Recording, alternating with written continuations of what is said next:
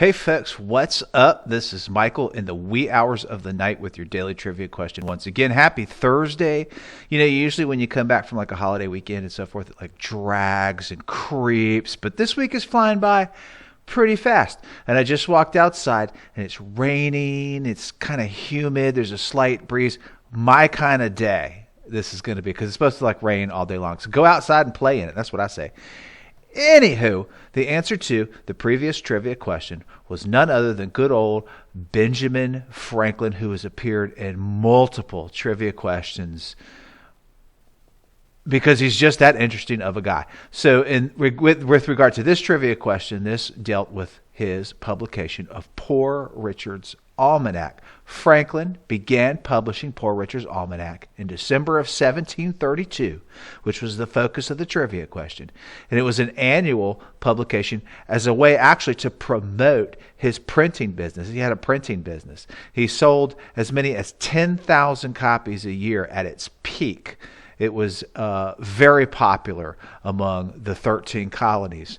It could very well have been considered a bestseller by 1700 standards. The publication appeared continuously.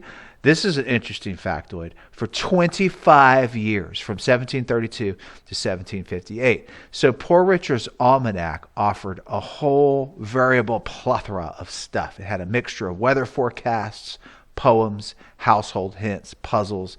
Not out of the ordinary for an almanac, but he was one of the first to put all this interesting stuff into an almanac. There were all kinds of uses of wordplay, cynical sayings, witty phrases, as was typical of Benjamin Franklin, much of which are still very much around today.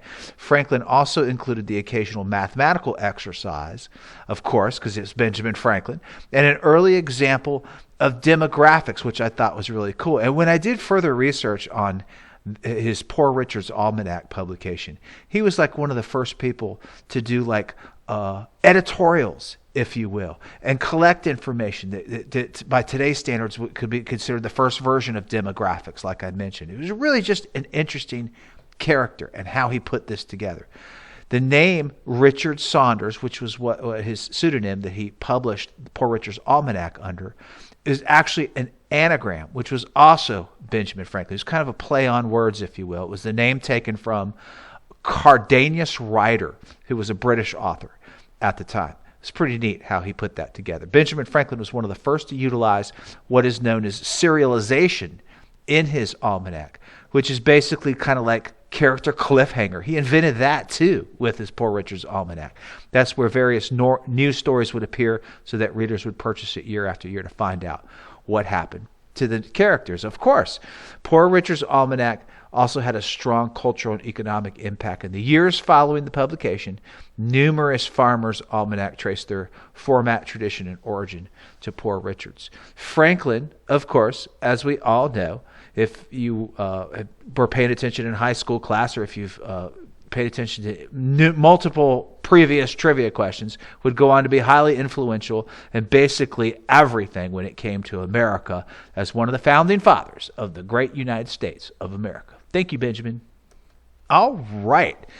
That brings us to today's trivia question for December 30th. This is such a cool question. Check this out. On this day in 1830 in Boston, because the anonymity created for participants often resulted in unrestricted mingling in manners, as they put it, it was deemed illegal to do this.